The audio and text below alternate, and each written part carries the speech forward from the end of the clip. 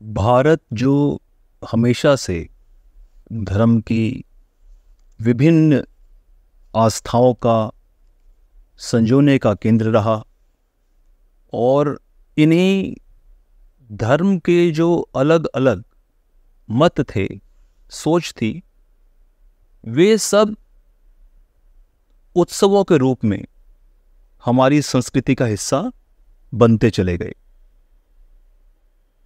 आज हम एक ऐसे उत्सव की चर्चा करेंगे जो यूं तो किसी विशेष नाम से कुछ क्षेत्र विशेष में ही जिसे मनाया जाता है, परंतु यदि उसके नामों में परिवर्तन कर दें तो यह पूरे भारत का उत्सव लगता है। यह है गुड़ी पड़वा। ये मुख्य रूप से मराठी और कोंकणी हिंदुओं उनके बीच पारंपरिक नए साल की शुरुआत का प्रतीक है। अब आप सब लोग जानते होंगे कि चंद्र सौर कैलेंडर जो हमारा संस्कृति में हम लोग मानते हैं, उसके पहले महीने चैत्र की शुरुआत महाराष्ट्र, गोवा, मध्य प्रदेश और दादर नगर हवेली, दमन दीव, इस क्षेत्र के आसपास इसे गुड़ी पड़वा के रूप में हम मनाते हैं। ये बड़ा रंग बिरंगा त्यौहार है। रंगोली से भूमि पर लोग साज सज्जा करते हैं। अब तो शहरों के लोग भी अपने बहुमंजिला घरों के फ्लैटों में भी फर्श पर रंगोली सजाते हैं। और यह समझिए कि इसमें एक गुड़ी जो ध्वजा है वो बनाई जाती है और सड़क पर जुलूस, नृत्य और खूब रंगारंग कार्यक्रम भी होते हैं। और उसके पश्चात जो खाना पीना जैसा हमारी संस्कृति का हिस्सा है, खूब खाना पीना होता है। और जैसा हमने बताया कि यह नव वर्ष का प्रतीक मानते हैं, परंतु यह सभी हिंदू इसे नव वर्ष का प्रतीक नहीं मानते। जैसे कि गुजरात के और उसके आसपास के क्षेत्रों में नए साल का उत्सव वो 5 दिवसीय दीपावली उत्सव के आसपास उनका आता है। और कुछ के लिए ये अप्रैल के महीने बैसाखी का जब समय होता है तब की शुरुआत होती है। तो गुड़ी का जो अर्थ है वो झंडा है। तो इसमें लोग अपने घर पर झंडा लगाते हैं। और वैसे तो ये फसल की कटाई और दूसरे क्षेत्रों में भी जब बलि प्रतिपद के नाम से हम एक पड़वा शब्द को जोड़ते हैं। अब हम ये जाने कि गुड़ी पड़वा जो है वो दरअसल क्या केवल महाराष्ट्र या उसके आसपास के क्षेत्रों का ही त्यौहार है, या हम सब उसे मनाते हैं अलग अलग तरह से। तो आसाम में इसे बिहू, और सिंधी लोग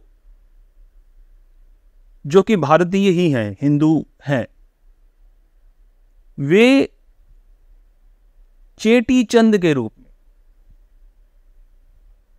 अब जम्मू कश्मीर की हम बात करें तो वहां पर जो कश्मीरी पंडित हैं वो नवरेह, और बंगाल जो कि एक विशिष्ट संस्कृति का प्रतीक है, वहां इसे पहला बैशाख कहते हैं।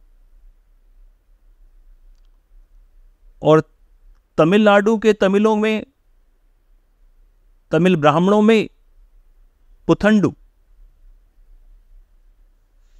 और वहीं हम फिर गोवा की तरफ चले जाएं, महाराष्ट्र के उसी क्षेत्र के थोड़ा और पास जाएं, तो वहां पर जो कोंकणी हिंदू हैं और केरल में जो कोंकणी प्रवासी हैं, वो संवत्सर पर्वो के रूप में इसे मनाते हैं। और पंजाब में पंजाबी जो है वो बैसाखी, और केरल में जो मलयाली लोग हैं वे इसे विशु कहते हैं। और बाकी के जो उत्तर भारतीय राज्य जैसे कर्नाटक, आंध्र प्रदेश, तेलंगाना, वहां पर उगादी का त्योहार है। तो देखा आपने कि कितने भिन्न भिन्न रूपों से हम एक ही उत्सव को मनाते हैं। नव वर्ष नव संकल्पना लाता है और प्रत्येक नया दिन क्या लाता है? उत्साह लाता है कि आज जीवन में कुछ श्रेयकर होगा। और प्रति क्षण प्रति पल आपका जीवन श्रेयकर होता रहे, इसके लिए सबसे पहले आवश्यक है कि आप स्वयं के जो आपका आत्म संकल्प है उसे प्रतिदिन के लिए सशक्त करें। ईश्वर की पूजा साल के विशेष दिनों में करनी ही आवश्यक नहीं, यह उत्सव हमारे जीवन का उत्सव होना चाहिए। संस्कृति बदल जाती है, वैसे ही लोग बदल जाते हैं, लोगों के व्यवहार बदले हुए होते हैं, तो उनका उत्सव मनाने का तरीका बदल जाता है। परंतु सात्विक जीवन जिएं। और सबसे अच्छी बात तो यह है कि यह जो भी कुछ आप करेंगे वो स्वयं अपने और अपने समाज के लिए करेंगे। जय जय।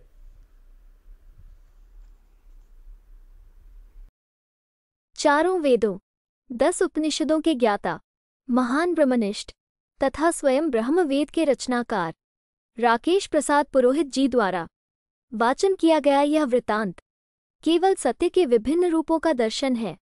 सत्य सर्वत्र है, जिज्ञासा से सत्य प्राप्त होता है। दर्शक अपने दर्शन से सत्य को जांचे।